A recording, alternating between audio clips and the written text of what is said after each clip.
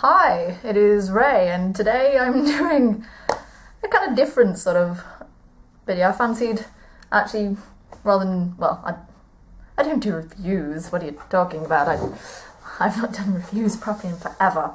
But I thought I would share with y'all just sort of some part of my book collection, which I sort of have taken a lot of, well, it's not so much, well, some effort has gone into this, sort of acquiring this kind of collection and like money to find all, like, to buy these books, and there's a whole reasoning behind this kind of collection that I have, and it's stuff that I quite like, and I'm quite happy that I have, and quite proud that I have, because it's quite a, to me, it's quite a cool collection. I'm hoping you'll think it's a cool collection, because it's one of those kind of well-known things that everyone kind of knows about, and I have a lot of them.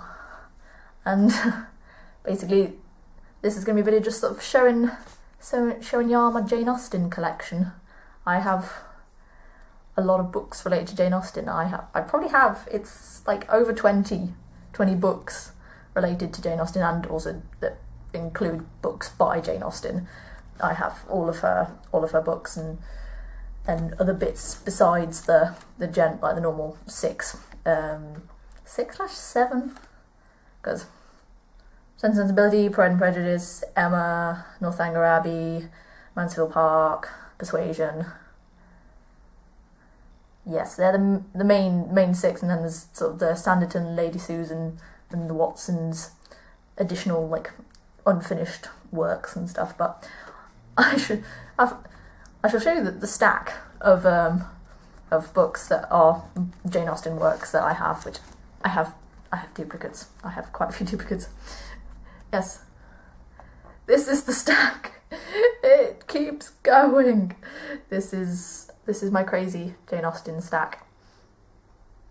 I have a problem, undeniably, but isn't it a beautiful problem?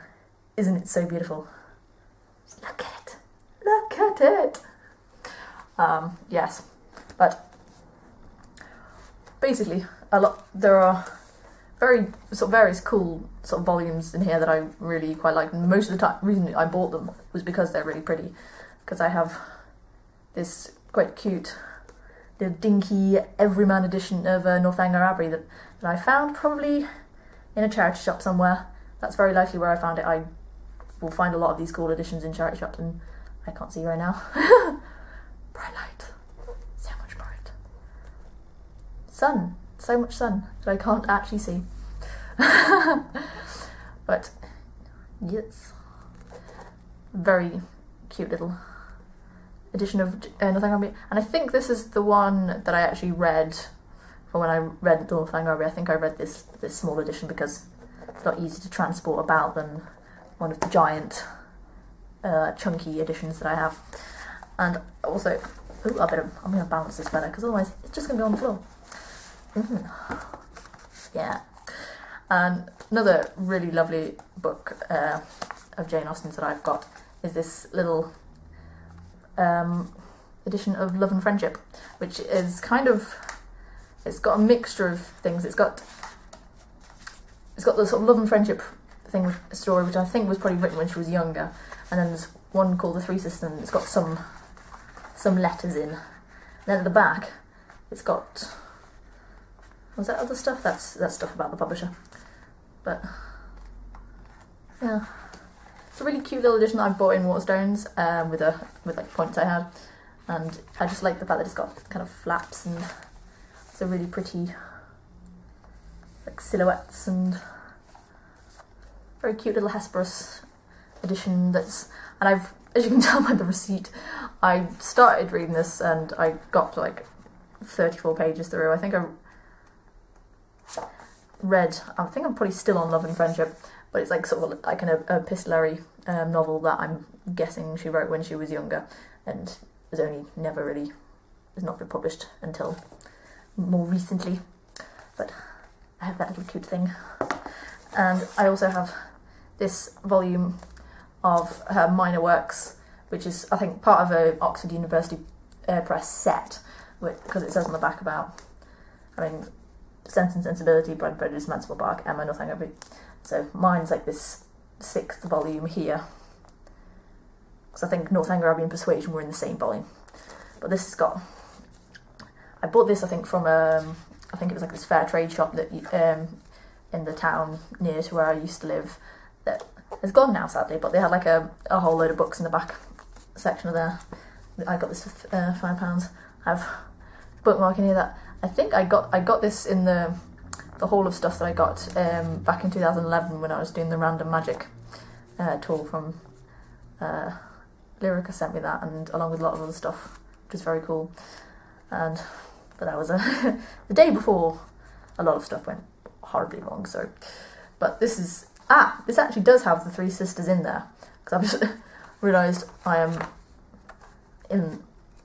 So this is a lot of her sort of juvenilia stuff when she was younger, and obviously stuff out of here has been picked up, and well, some of the stuff in here is also what's in here, and this is more of a sort of selected edition, and this is sort of just everything, because it's got Sanditon in the back, the Watsons, which I've read out of one of the books that I've got.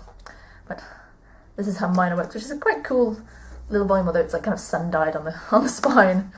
And one that I really love is my Penguin English Library, my Penguin English Library edition of Persuasion.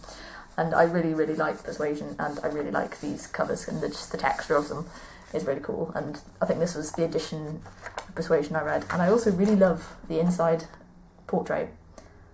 That's really cool. I really think that's beautiful. And another edition I kind of have just sort of stolen from my parents is this edition of Emma, which has got the picture of Kate Beckinsale as Emma from like the 1995 adaptation, and it's got like sort of pictured in the middle from like stills, and Kate Beckinsale looking really young, and Mark Strong as Mr. Knightley, which I don't know if I can get behind that. Well, it wouldn't be a bad Mr. Knightley, but I'm more of the Johnny Lee Miller fan club. But I think I might have read this edition of Emma. So I think I might have took it with me to Barbados when I went with my my uni cricket team, just because it's a smaller edition. But I sort of just like, I think, lifted it from my parents' house going, no one else is going to read it, I may as well take it and keep it. But yeah, the next chunk of, the next 3, these are 3 of my Pride and Prejudice editions. 3 of my 6. I have 6 copies of Pride and Prejudice. Like I said, it's a problem. It's a problem I have. And every time I see a really beautiful copy, I kind of have to pick it up. And if I'm not being supervised by people who should supervise me when I go around where there's classic editions, then that's how we get hold of them. But this is one of those, it was like the great reads, and apparently they were sold by the Daily Express, but this is the version of Pride and Prejudice that I read the first time, because I have to admit this, but I read Pride and Prejudice and Zombies before I read Pride and Prejudice.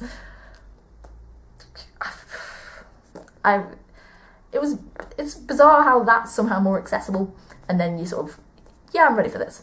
But I quite like the fact that this picture on the front here I've seen on the Wordsworth edition of the Count of Monte Cristo.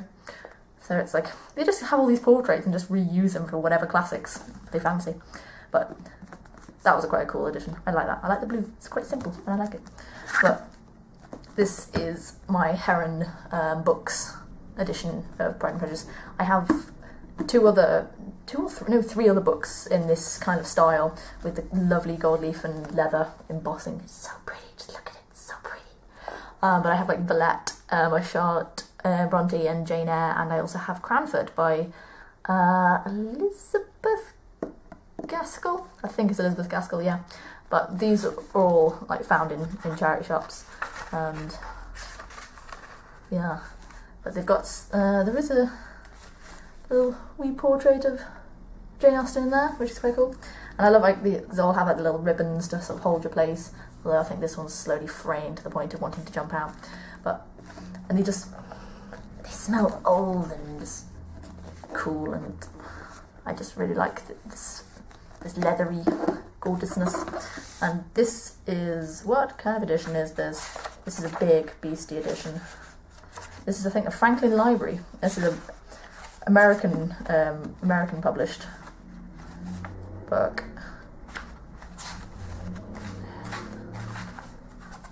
And there's like pictures in here as well, illustrations of, that's I think an illustration of Mr. Collins, which I think is quite a good illustration. It's a very kind of, yeah, you don't want to be marrying him, it does not look appealing. And that's supposed to be Mrs. Bennet, which she doesn't look anywhere near as stressed out and anxious as I would have expected her to be. But yeah, this is a really cool like, gold, yeah, it's more gold leaf embossing, and it's got a cool, like the sort of ridged spine, as if like the threads holding all the spine together is all like that. It's so cool. I haven't actually read this edition. I own it, I haven't actually read this particular one. One of these days I will. I'm basically threatened to, as a way of making up the fact that I have so many editions, that I'll every time I reread Pride and Prejudice, I'll read a different edition of it, so I use all of the ones I have.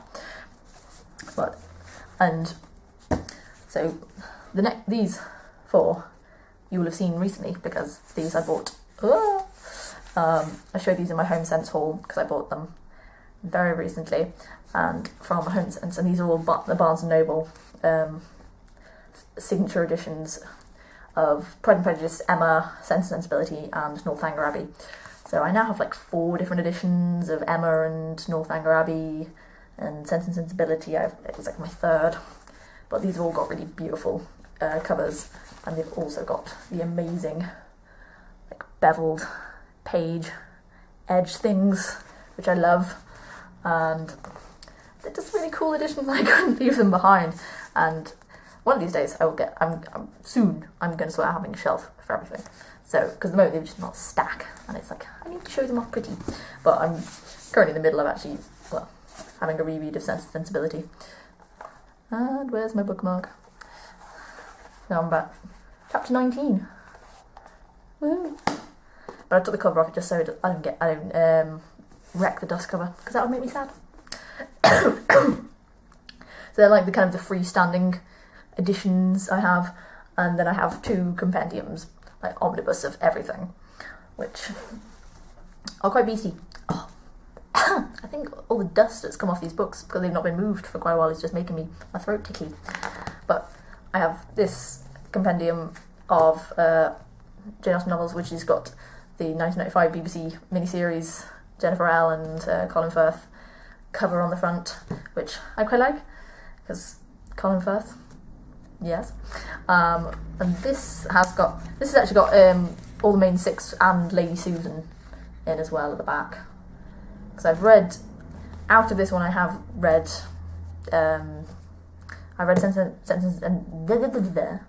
Sense and Sensibility out of this one, and possibly another 1 or 2, because as you can see it's a bit of a big one, and it's a bit of a bugger to try and lug around and read nicely.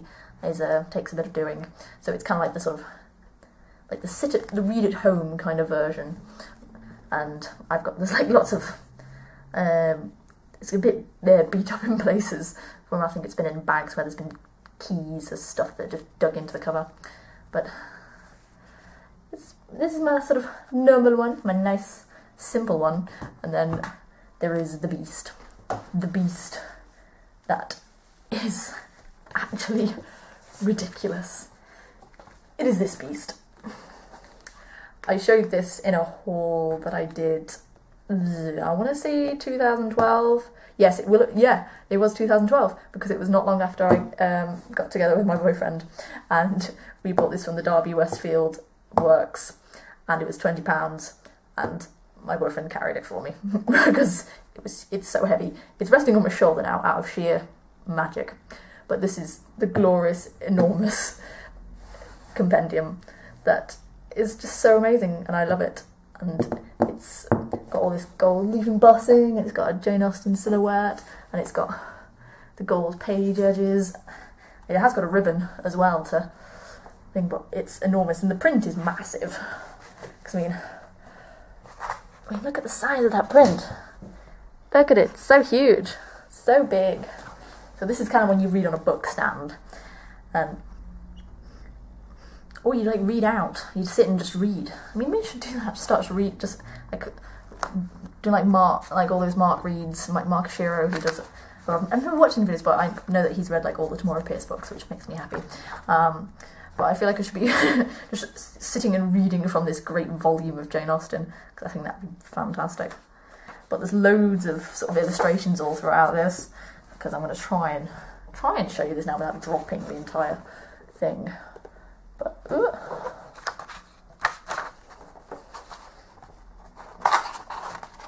I have no idea if you could just see that there.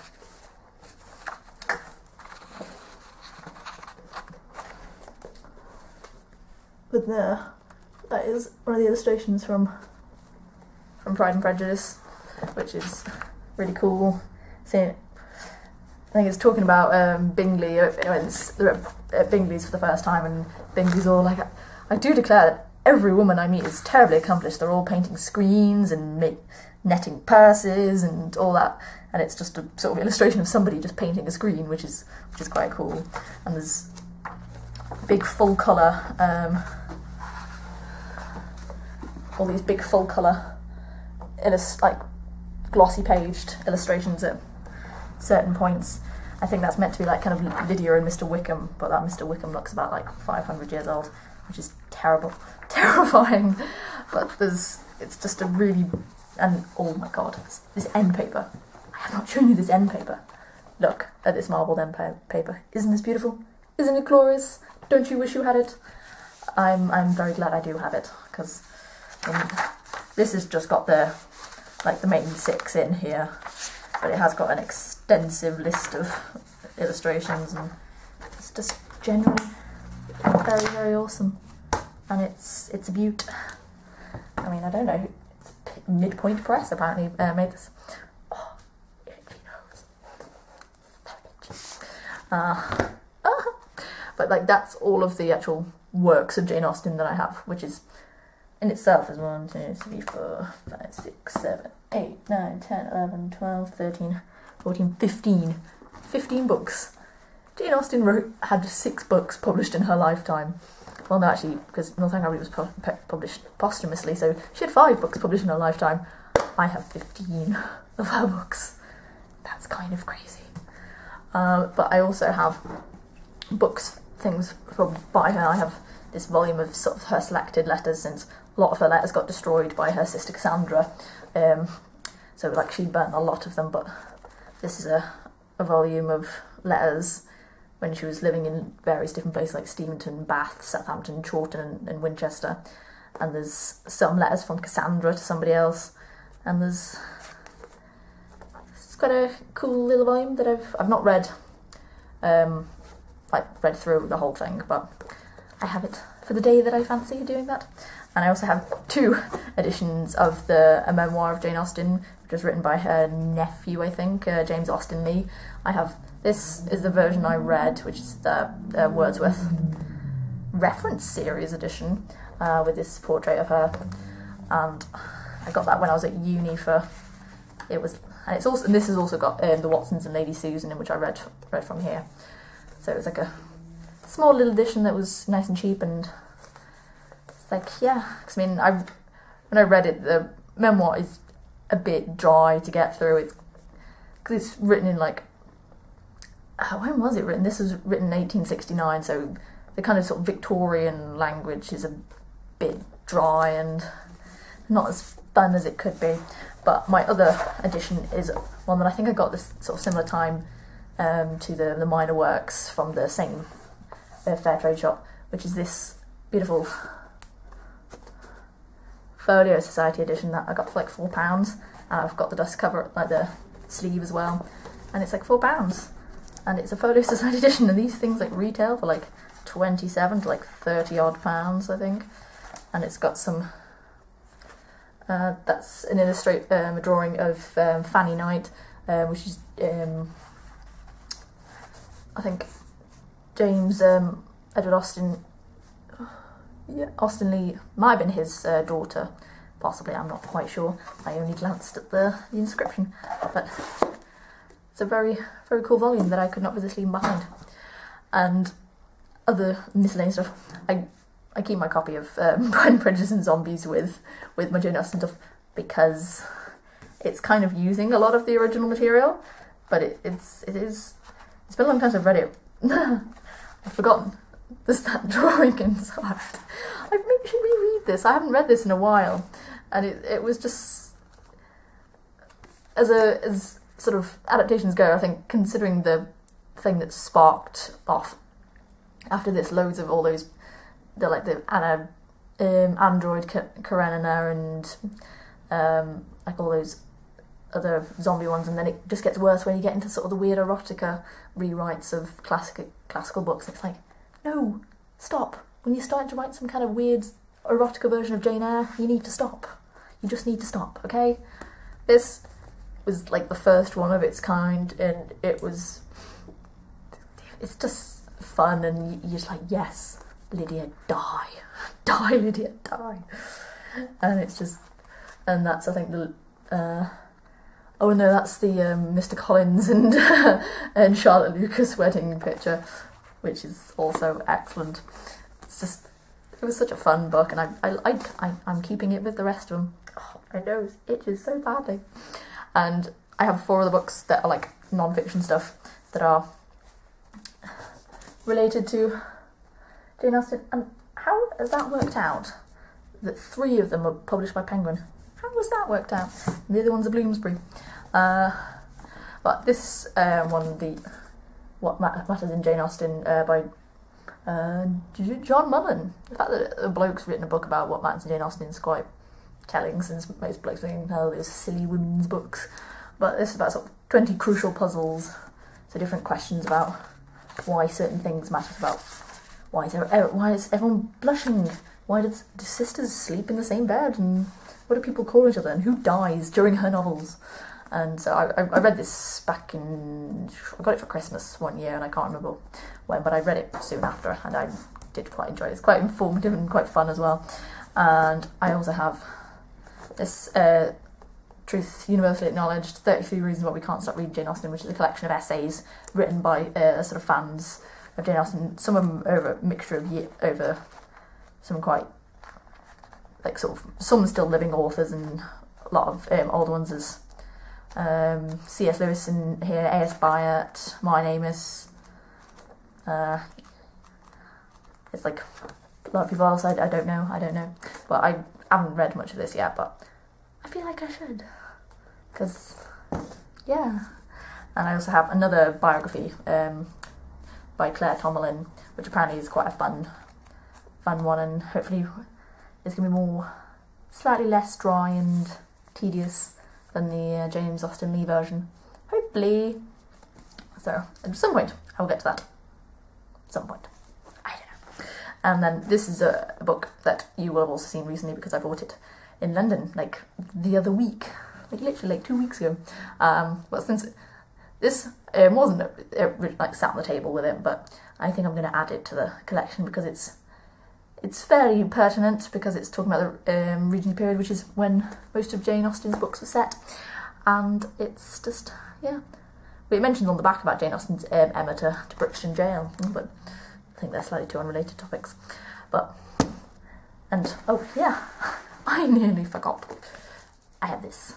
And there's actually a different version of this now that you can get, like, I saw in foils when I went to London, that I got this from the works for, like, I think it was like £20 or £25, but there's like a new version that's like it's like purple and cushiony cover, but I think it's like essentially the same thing. It's like this Jane Austen treasury that's got lots of information stuff, and then little kind of envelopes of printouts, and that is a terribly pretty picture. How pretty is that? Look at that. Shows that I've not really read through this stuff, but maybe I should. Maybe I shouldn't have a sit down and read that. Maybe. Who knows? But yes, this is one of my. This is, well, it's probably the tallest and the widest, but not the deepest and the biggest of my Jane Austen collection. But it is one of also the fun things in there. So yeah, that's like all of my Jane Austen collection. It's a lot of books. I mean, there's 15 of those, and there's 16, 17, 18, 19, 20, 21, 22, 23, 24. 24 books. 24 books related to Jane Austen, or written by Jane Austen. It's pretty sizable. It's a pretty sizable collection. There's probably people with more. I reckon there are probably people who are older than me and have had more time to acquire books by Jane Austen, and people who are less scrupulous about buying multiple editions. Because, I mean, frankly, if you let me loose, I would have every single compendium edition you've ever seen. All of, like, I'd have all of those Barnes & Noble ones. I'd have those, all the Penguin English Library editions. One day maybe. One day maybe. I don't know. But, yes. Did you like? Would anybody actually be very interested in me reading bits of Jane Austen from my giant compendium? Because it's fun to read out. I think it's one of those kind of fun, because of how she writes. It is fun and witty to read, and I like that. Maybe I could do that, because for some reason, heck only knows, one of my top most watched videos is me reading 15 minutes of Harry Potter in French. I can't explain that, so maybe people would enjoy me reading Jane Austen. Maybe we'd have to do that, perhaps. But I don't know how long this is. It's going to be quite a very long video, and I don't know if I've got stuff to cut out. I don't know if I'm going to be able to manage doing that, and how long it'll take to process on YouTube. I really don't know. But yeah, that is my Jane Austen collection.